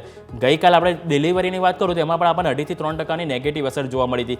તો આજે નાયકામાં લાગી રહ્યું છે સર કે તમને એમાં પણ આપણને કોઈ નેગેટિવ અસર આ સમાચારને લઈને જોવા મળી શકે? યજ્ઞેશ સર. જી, જે રીતે સમાચાર આ કાઉન્ટરમાં જોવા મળી રહ્યા છે અને એના ચાર્ટ્સ પર આપણે નજર નાખીએ તો નાયકાની અંદર ઉપરમાં 180 185 નો બહુ સ્ટ્રોંગ રેઝિસ્ટન્સ ઝોન છે. આપણે જોઈએ તો છેલ્લા 2 થી 3 મહિનામાં આ લેવલથી જ આપણને વેચવાલી જોવા મળે છે. મારું એવું માનવું છે કે જ્યાં સુધી ઉપરમાં 190 ની ઉપર બ્રેકઆઉટ થાય છે ત્યારબાદ કોઈ એન્ટ્રી આપણે પ્લાન કરી શકીએ. અદરવાઇઝ આ કાઉન્ટરને હાલ પૂરતું એવોઇડ કરવું છે. નીચેમાં સપોર્ટ લેવલ નીચે ઘણા નીચે બની રહ્યા છે 160 ના, તો અગર એ લેવલ્સ આવે છે તો એ પણ ધ્યાનમાં રાખવું જોઈએ. ઓકે, તો 190 અહીંયાથી પાર કરે એ બાદ જ તમારે અહીંયાથી ફરતા ખરીદી માટે વિચારણા કરવી જોઈએ. તો આ સાથે જ આપણે માર્કેટ સેટલ થઈ ગયા છે. સૌથી પહેલાં હું તમને માર્કેટ એક વખત અપડેટ આપી દઉં કે માર્કેટમાં આજે આપણે જોઈએ કે જેમ મજબૂતી સાથે ઓપનિંગના સંકેત હતા એ જ રીતે આજે આપણને ઓલમોસ્ટ 5% મજબૂતી સાથે આપણને ઓપનિંગ જોવા મળ્યું છે. જેમ મેં તમને વાત કરી કે 24,380 આજુબાજુ આપણને ઓપનિંગ જોવા મળે છે, એવું જ આપણને કંઈક જોવા મળે છે. ઓલમોસ્ટ 24,396 પર આજે આપણને ઓપનિંગ જોવા મળ્યું છે. જે બાદ બેંક નિફ્ટીની તમને વાત કરું તો બેંક નિફ્ટીમાં આપણને 5% મજબૂતી જોવા મળી છે. હવે એક સારી બાબત છે, કારણ કે જેમ વાત કરી 52,200 ઉપર આપણને કોલ રાઇટર્સ અને પુટ રાઇટર્સ બંને તરફથી આપણને એક હેવી પોઝિશન જોવા મળી છે અને એવા જ સમયે આપણે 52,300 ની ઉપર આપણે ઓપન થયા છે. હવે જોવાનું રહેશે કે આ સસ્ટેન કરે છે કે નહીં, કારણ કે સ્વાભાવિક છે કે પ્રાઇવેટ બેંક અને PSU બેંક આ બંને તરફથી આપણને સપોર્ટ જોવા નથી મળી રહ્યો. હવે સ્વાભાવિક છે કે જેમ આપણે રવિ સરે પણ જણાવ્યું કે આજથી આપણને થોડુંક અહીંયાથી સપોર્ટ આવતું જોવા મળી શકે છે અને સ્વાભાવિક છે કે જો હવે એમણે કહ્યું એ પ્રમાણે જો આપણને અહીંયાથી સપોર્ટ મળે તો આપણને સ્વાભાવિક છે કે અહીંયાથી 52,500 અને આગળ 53,000ના પણ લક્ષ્યાંક આપણને જોવા મળી શકે છે. હવે સાથે સાથે હું તમને મિડ કેપ અને સ્મોલ કેપની અપડેટ આપું તો મિડ કેપની વાત કરીએ તો આજે આપણને ઓલમોસ્ટ ફ્લેટ ઓપનિંગ જોવા મળી રહ્યું છે. જ્યારે સ્મોલ કેપની વાત કરું તો સ્મોલ કેપમાં પણ આપણને થોડી મજબૂતી જોવા મળી છે. ઓલમોસ્ટ આપણે જોવા જઈએ તો 0.5%, માફ કરજો મિડ કેપમાં પણ આપણને 0.5% મજબૂતી છે, જે ઓલમોસ્ટ 300 અંકની તેજી સાથે આપણને ઓપન થયા છે મિડ કેપમાં. જ્યારે સ્મોલ કેપની વાત કરું તો સ્મોલ કેપ પણ આપણે 0.5% મજબૂતી છે. હવે સેક્ટરમાં કયા છે, સેક્ટરમાં તમને જણાવું તો નિફ્ટી ઓટો એક છે કે જેમાં આપણને ઓલમોસ્ટ 5% મજબૂતી જોવા મળી રહી છે. જ્યારે નિફ્ટી આઈટી 0.5% તેજી આપણને નિફ્ટી આઈટીમાં જોવા મળી રહી છે. તો રવિ સર, સૌપ્રથમ હું તમારી સાથે નિફ્ટી આઈટીની વાત કરવા માંગીશ કે અત્યારે આપણે 1 મહિનાનો ડેટા જોઉં છું તેમાં ઓલમોસ્ટ આપણને 7% પણ વધુની તેજી આપણને નિફ્ટી આઈટીમાં જોવા મળી છે અને એવા સમયે આજે હું તમને વાત કરું તો TCSના પણ પરિણામ આવવાના છે. સ્વાભાવિક છે કે આઈટી કંપનીની દિગ્ગજ કંપની છે અને એમાં અનુમાન એવા છે કે TCSમાં કે એમના જે આવક છે એમના ક્વાર્ટરલી બેસિસ કંઈક 1.5% વધારો જોવા મળી શકે છે અને એમની જે માર્જિન છે માર્જિનમાં થોડુંક અહીંયાથી આપણને નિરાશા જોવા મળી શકે છે અરાઉન્ડ 130 બેસિસ પોઈન્ટનું. તો રવિ સર, આપણે TCS તમારી સાથે સમજવા માંગીશ અને સાથે સાથે હું તમને એક નિફ્ટી આઈટીનો આઉટલુક જોવા માંગીશ કે હજી લાગે છે ફર્ધર અહીંયાથી પણ આપણને એક પોઝિટિવ આઉટલુક જોવા મળી શકે સર? યસ, ગ્લોબલ માર્કેટ જોશો તો ડેફિનેટલી ત્યાં આઈટીની તેજી છે. યુએસના માર્કેટમાં સતત આઈટી કંપનીઓ ફોકસમાં રહે છે. હાલાકી આપણું અને યુએસનું બિઝનેસ મોડલ થોડું અલગ છે. આઈ થિંક કે કોગ્નિઝન્ટ, એસેન્ચર જેવી કંપનીઓ જે ઇન્ડિયન મોડલ્સ આસપાસ કામ કરતી હોય છે, બાકી કંપનીઓના મોડલ્સ ઘણા અલગ છે. લાઈક એનવીડિયા છે તો એઆઈમાં વધારે એનો ફોકસ છે, લાઈક માઇક્રોસોફ્ટ છે એ માત્ર સોફ્ટવેર કંપની નથી, એક એઆઈ બેઝ સોફ્ટવેર કંપની બની ચૂકી છે. આપણે આઈટી કંપનીઓ કેપીઓ બીપીઓ સર્વિસીસ અને રિસર્ચ સર્વિસીસમાં વધારે છે, તો આઈ થિંક ત્યાં વધારે બિઝનેસ મોડલ અલગ છે. તો આઈ થિંક ડોમેસ્ટિક કંપનીઓ છે એ ગ્લોબલ ઓર્ડર ફ્લો પર ઘણો આધાર રાખે છે. આ ક્વાર્ટરમાં ઓર્ડર બુક બધાની ઇમ્પ્રુવ થઈને આવશે, કારણ કે આ ઘણા ક્વાર્ટર્સ પછી એવું ક્વાર્ટર રહ્યું છે કે જ્યાં ઓર્ડર સારા આવે છે. એમાં પર્ટિક્યુલર વિપ્રો ઇન્ફોસિસની ઓર્ડર ની જે આવક છે વધારે હતી. ટીસીએસ તરફથી એટલા કોઈ મેજર અપડેટ નહોતા અને એ પ્રમાણે રિઝલ્ટ પણ ટેપિડ છે. 61,237 કરોડ સામે 62,170 કરોડની રેવન્યુ. એબિટા જોઈએ તો ત્યાં માર્જિન 26% ઘટીને 24.50 થી 24.70 રહેવાની આશા છે અને 12,400 કરોડથી પ્રોફિટ ઘટીને 11,890 કરોડ આસપાસની આશા છે. તો આઈ થિંક થોડું સબડ્યુડ રિઝલ્ટની એક્સપેક્ટેશન છે. હાલાકી ઓલવેઝ ધ્યાન રાખવાનું છે કે ટીસીએસ પોતાના નંબર પછી બીજા દિવસે 1-1.5% વધારે તેજી કે મંદી નથી કરતું. જે વધારે મોમેન્ટ લેશે ઇન્ફોસિસ, વિપ્રો જે મીન્સ કે ટોપ કંપની પણ સેકન્ડ થર્ડ રેન્ક છે ત્યાં વધારે મુવમેન્ટ આવતું હોય છે. આવતીકાલે પણ એચસીએલ ટેકના પરિણામો છે, 18 તારીખે ઇન્ફોસિસ, 20 તારીખે વિપ્રો. તો સિરીઝ ઓફ નંબર આ સપ્તાહમાં આવશે. કમ્પેરેટિવ મને એવું લાગી રહ્યું છે કે આઈટી સેક્ટરમાં ઇન્ફોસિસ થોડું સ્ટેબલ થશે, ત્યાં આઉટ પરફોર્મન્સની શક્યતા વધારે દેખાઈ રહી છે, કારણ કે એની પાસે જે વિપ્રો જેવી ટેપિડ હિસ્ટ્રી પણ નથી અને ટીસીએસ જેવું ફ્લેટિશ ગ્રોથ પણ નથી. આઈ થિંક ઇન્ફોસિસ સતત રિઝલ્ટમાં આઉટ પરફોર્મ કરી રહ્યું છે, તો ત્યાં વધારે ફોકસ કરી શકાય. આઈ થિંક આ સ્ટોક આઉટ પરફોર્મ કરી શકે. હાલાકી આજે કદાચ જો ગેપ અપ થાય યુએસના અર્નિંગ્સના પરિણામે અને યુએસની કંપનીઓના જે હવે રિઝલ્ટ એસેન્ચરને જે આવશે નિયર પાસ્ટમાં એના ઉપર માર્કેટ ફોકસ કરશે, પણ અર્નિંગ પહેલા થોડું ત્યાં પોઝિટિવ મોમેન્ટ છે. અહીંયા મને એવું લાગી રહ્યું છે કે આપણે અર્નિંગ કોઈ એટલી મોટી હેલ્પ નહીં કરી શકે. અર્નિંગ થોડી સબડ્યુડ રહેશે. આઈટી ઇન્ડેક્સ જો કે આઈટી સ્ટોક્સ જો, I think stock specific focus કરવું જોઈએ. મિડ કેપ આઈટી કંપની અર્નિંગમાં આઉટ પરફોર્મ કરી શકે છે. એમ્ફાસિસ છે, સાથે તમે એલટીઆઈએમ છે ત્યાં વધારે ફોકસ કરો. લાર્જ કેપ આઈટી કંપનીથી થોડું હજી પણ અવોઇડ કરવું જોઈએ. એટલે જો લાર્જ કેપ આઈટી કંપનીઓ એટલું પરફોર્મ નહીં કરી શકે તો ઇન્ડેક્સ ડેફિનેટલી ટેપેડ રહેશે. તો કોઈ વધારે મોમેન્ટ અને વધારે આશા સાથે આ અર્નિંગમાં ન જવું જોઈએ. અને આ સારું છે કે નેગેટિવ એક્સપેક્ટેશન્સ કે ફ્લેટિશ એક્સપેક્ટેશન સામે જો થોડું પણ પરફોર્મ કરી જાય છે તો એક નકારાત્મકતા તમને આ લેવલથી કદાચ આઈટી કંપનીઓ વધુ ના બતાવે. ઓકે, તો ઓવરઓલ આ વ્યૂ થયો આઈટી સેક્ટર માટે કે જેમાં તમે ઇન્વેસ્ટ કરવા માંગતા હો તો આ ખાસ કરીને તમે મિડ કેપ આઈટી કંપનીઓ છે એની ઉપર તમે અહીંયાથી ફોકસ કરી શકો છો. યજ્ઞેશ સર, એક પીટીસી ઇન્ડસ્ટ્રી સામે આવી રહ્યો છે કે પીટીસી ઇન્ડસ્ટ્રીમાં આપણે જોઈએ તો ઓલમોસ્ટ જૂન મહિનાની સ્ટાર્ટિંગમાં ઓલમોસ્ટ શેર 8,000 આજુબાજુ હતો અને અત્યારે ઓલમોસ્ટ શેર 15,000 નજીક પહોંચી ગયો છે, જે એનું ઓલમોસ્ટ રેઝિસ્ટન્સ છે. અને આજે પણ એમાં એવો એક સમાચાર છે કે જે 13 જુલાઈના રોજ જે એમની જે બોર્ડ બેઠક યોજાવાની છે સ્પેસિફિક ફંડ રેઝ માટે. હવે ઓલરેડી જે સમાચાર છે એને આજે ઓપનિંગ ફરી એન્ટિસિપેટ કરી લીધા છે. ઓલમોસ્ટ 1.5% તેજી આપણને એમાં જોવા મળી રહી છે અને એનું જે રેઝિસ્ટન્સ છે ઓલમોસ્ટ 15,000 ત્યાં એની આજુબાજુ આપણને કારોબાર કરતા જોવા મળે છે. હવે મહિનામાં આટલી તેજી આવી છે તો આપણે એક ચાર્ટ એક વખત સર જોઈ લઈએ કે જે લાગે છે ફર્ધર અહીંયાથી પણ આપણને એક તેજી આવતી જોવા મળી શકે કે અહીંયાથી થોડો ડાઉન સાઇડ અહીંયાથી આવું જરૂરી છે. કઈ રીતના સર જોવો છો તમે chart PTC industry?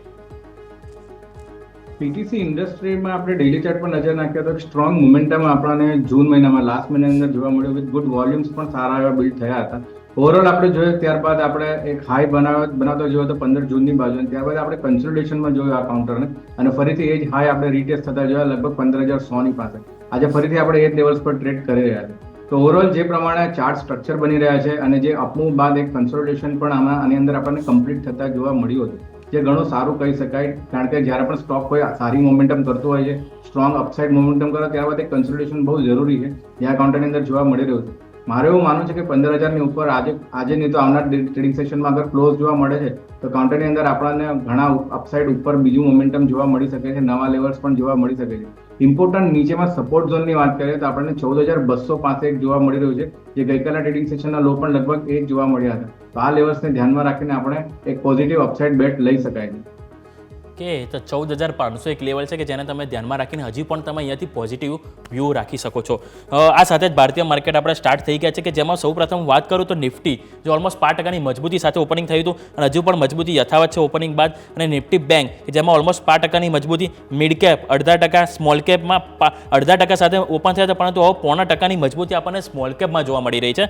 Mid cap અને સ્મોલ કેપ આપણે ઘણા દિવસથી જોયું હોય તો આપણે ભલે ઓપનિંગ તો આપણે મામૂલી મજબૂતી થાય છે, પરંતુ એન્ડ ઓફ ધ ડે આપણને સારી સારા એવા ગ્રીન સિગ્નલ સાથે આપણને બંધ થતા જોવા મળી રહ્યા છે. સાથે સાથે Nifty auto, Nifty IT, Nifty PSU bank કે જેમાં સારી એવી આપણને ખરીદી જોવા મળી રહી છે. હવે કમજોરી ક્યાં જોવા મળી રહી છે તો Nifty realty, Nifty pharma, Nifty FMCG. સ્વાભાવિક છે કે ઘણા દિવસોથી આપણને નિફ્ટી એફએમસીજી અને નિફ્ટી ફાર્મા આપણને સારી એવી તેજી બતાવી છે, તો આજે આપણને થોડી મામૂલી એમાં દબાણ જોવા મળી રહ્યું છે.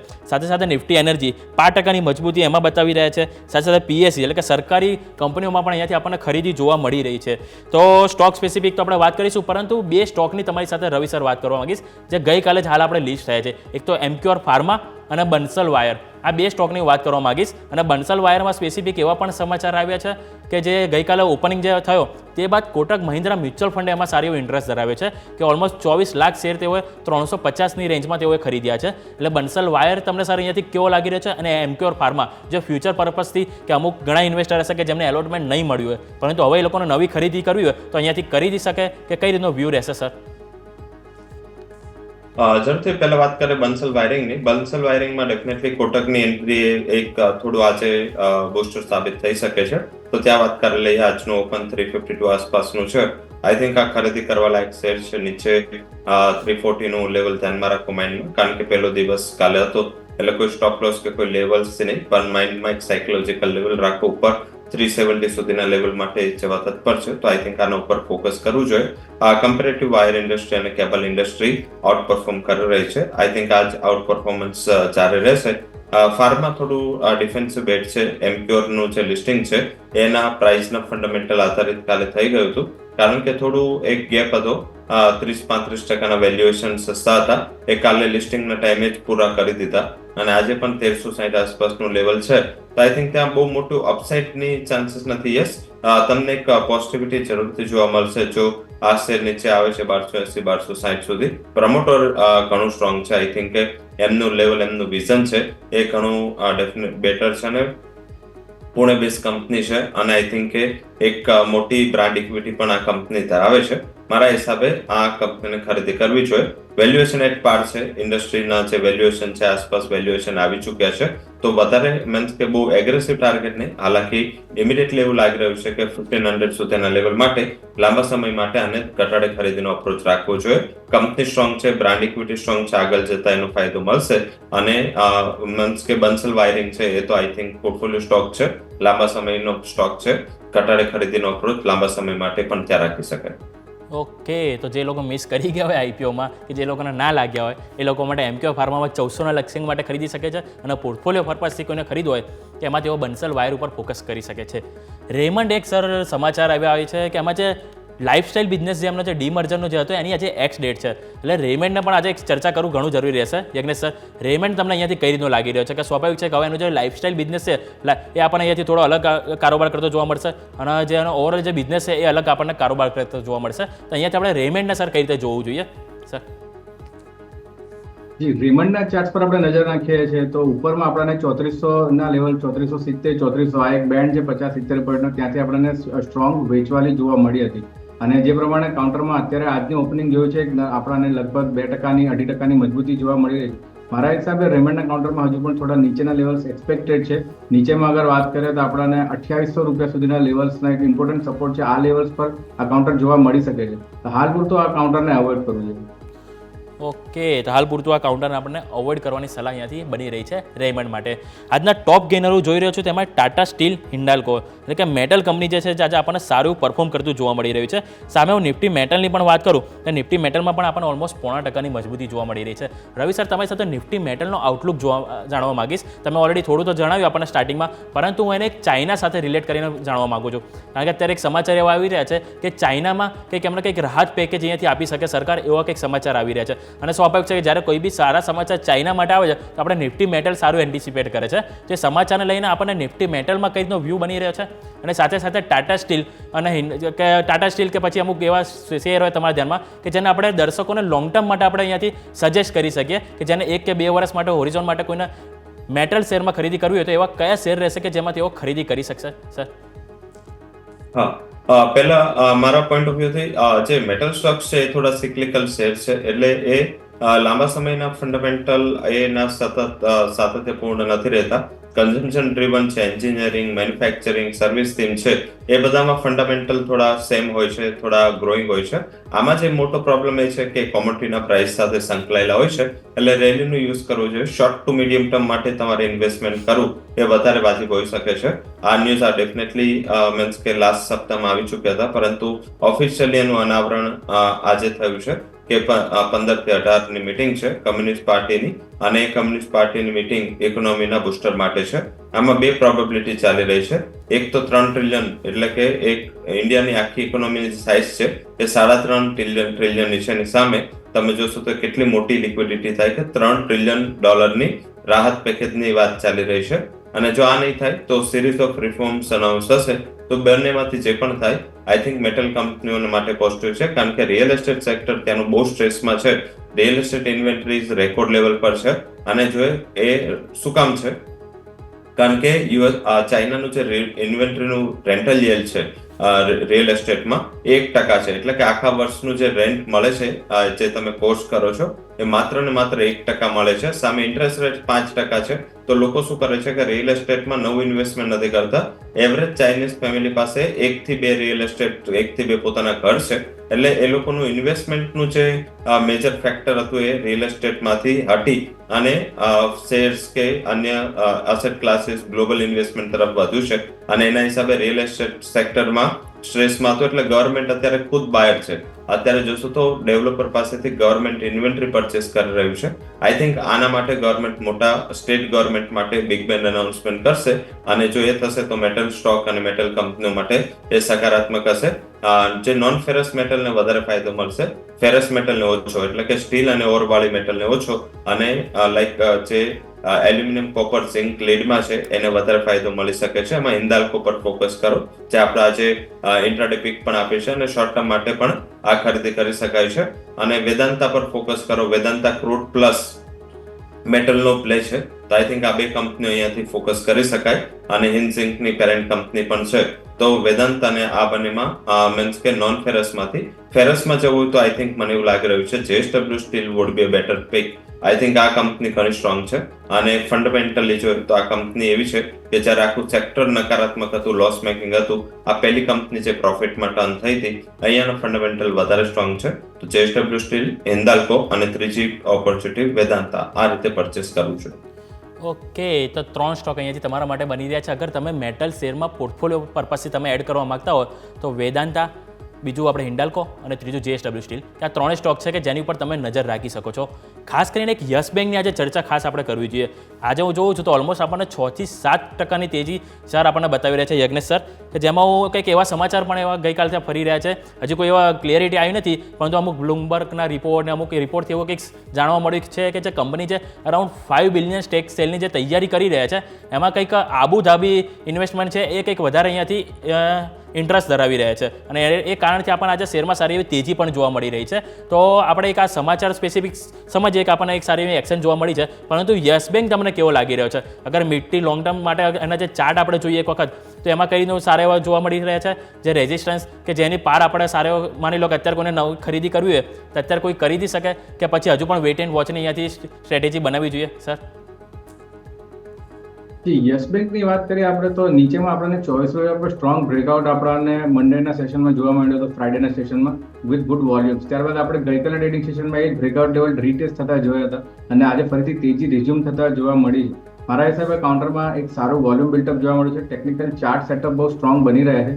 ઉપરમાં 30 રૂપિયાનો લક્ષ્યાંક અને બીજો લક્ષ્યાંક 32 રૂપિયા, આ બહુ જલ્દી આપણને જોવા મળી શકે છે. તો ડેફિનેટલી આ કાઉન્ટરની અંદર પાર્ટિસિપેટ કરવું જોઈએ શોર્ટ ટર્મ માટે, અને નીચેની અંદર સ્ટોપલોસ 24 રૂપિયાનો રાખવો જોઈએ. ઓકે, તો 24 રૂપિયાના સ્ટોપલોસ સાથે તમે અહીંયાથી ખરીદી કરી શકો છો. એક આઈટીસી નજર પર આવી રહ્યો છે કે આજે આપણને થોડો ઘટાડો જોવા મળી રહ્યો છે રવિ સર, કે આપણે જોયું તો ઓલમોસ્ટ ઘણા દિવસોથી આપણને આઈટીસીમાં સારી એવી તેજી જોવા મળી છે, કે જે એફએમસીજીમાં જે સારી એવી આપણને બઝિંગ જોવા મળ્યું, કે જેમાં આઈટીસી છે કે જેનો સારો એવો ભાગ હતો, ઓલમોસ્ટ 5 મહિનાની ઊંચાઈ ઉપર પણ આપણને કારોબાર કરતા જોવા મળ્યું હતું, પરંતુ આજે આપણને થોડી નર્વસ જોવા મળી રહી છે. તો આઈટીસી સર તમને ફંડામેન્ટલી કેવો લાગી રહ્યો છે? ટીલ બજેટ સુધી આ નર્વસ રહેશે. ઓલવેઝ જ્યારે બજેટ આવવાનું હોય છે ત્યારે ટોબેકોની ડ્યુટીને લઈ માર્કેટમાં સ્પેક્યુલેશન ચાલતા હોય છે. આ સ્પેક્યુલેશન એટલે સ્ટ્રોંગ બને કે કાલે જે પિયુષ ગોયલ દ્વારા કમેન્ટ આવ્યું કે ટબાકામાં આનાથી વધારે હજી પણ જીએસટી અને ડ્યુટી સ્ટ્રક્ચર ચેન્જ કરવાની એ લોકો ચર્ચા કરી રહ્યા છે. તો આઈ થિંક એના હિસાબે આજે મીન્સ કે એક નકારાત્મક મુવમેન્ટ ગોલ્ડફ્રે, ફિલિપ, આઈટીસી તમામ સ્ટોકમાં છે. બજેટ પહેલા ઓલવેઝ આ કંપની નકારાત્મક રહેતી હોય છે અને જ્યારે બજેટમાં કોઈ મોટું અનાઉન્સમેન્ટ ના થાય પછી આ કંપનીઓ ચાલતી હોય છે. તો આઈ થિંક આ જ રીતેની મોમેન્ટ છે. જે રીતે આપણે રેલવે ઇન્ફ્રામાં જોઈએ કે બજેટ પહેલાની પ્રી રેલી આપણે જોઈ રહ્યા છે, તો એક પાર્ટ છે. મારા હિસાબે આ એક ઓલવેઝ બજેટ નજીક હોય છે ત્યારે આ સ્ટોક કોશિયસ રહેતો હોય છે. આપણે પણ કોશિયસ રહેવું જોઈએ. આઈ થિંક કે આ વખતે એક પોઝિટિવ એ છે કે એફએમસીજી કંપનીઓ જે પ્રી ક્વાર્ટર આપી રહી છે એમાં રૂરલ ડિમાન્ડને લઈને થોડી ઓપ્ટિમિઝમ છે. તો આઈ થિંક આ ઓપ્ટિમિઝમ એને એફએમસીજી બિઝનેસને સપોર્ટ કરી શકે. હોટલ બિઝનેસ ઘણું સ્ટ્રોંગ કરી રહ્યું છે.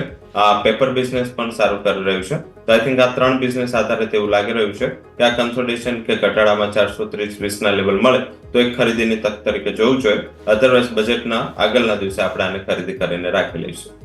ઓકે, તો બજેટ સુધી અહીંયાથી આપણે વેઇટ એન્ડ વોચ અહીંયાથી કરવાની જરૂરી છે આઈટીસીમાં. તો આ સાથે સર સમય થયો છે રજા લેવાનો. આપણે ઘણા સ્ટોક ચર્ચા કર્યા. યજ્ઞેશ સર, આપના તરફથી ડિસ્ક્લોઝર.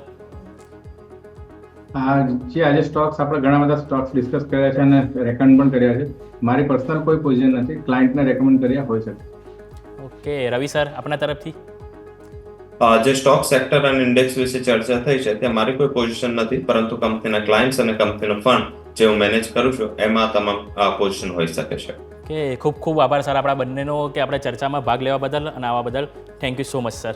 તો આ સાથે જ આપણે ભારતીય બજાર પર એક વખત નજર કરીએ તો ઓલમોસ્ટ આપણે મજબૂતી સાથે ઓપનિંગ થયા હતા, પરંતુ આપણે 5% મજબૂતી સાથે ઓપનિંગ તો થયા હતા, પરંતુ થોડીક વેચવાલી આપણને જોવા મળી છે. હાલ જો કે આપણે છે તો હાલ પણ આપણે ગ્રીન સિગ્નલમાં જ એક વખત તમને અપડેટ આપી દો તો નિફ્ટી 50માં આપણને ઓલમોસ્ટ 30 અંકનો વધારો જોવા મળી રહ્યો છે. નિફ્ટી બેંકમાં આપણને 20 અંકની એટલે ઓલમોસ્ટ ફ્લેટ આપણને જોવા મળી રહ્યું છે.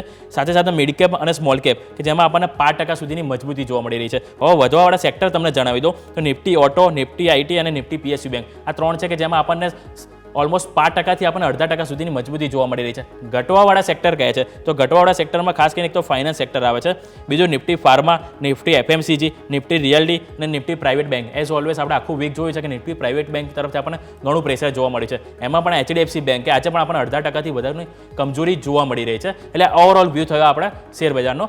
આ સાથે સમય થયો છે રજા લેવાનો. મને યોમિકને આપશો રજા. આગળના સમાચાર માટે જોતા રહો ન્યૂઝ કેપિટલ ગુજરાત.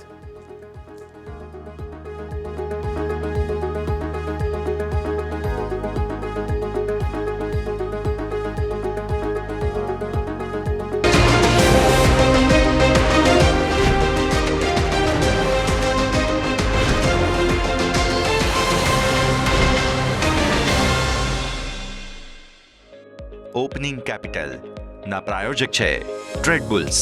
अब ट्रेडिंग सबके बस की बात है.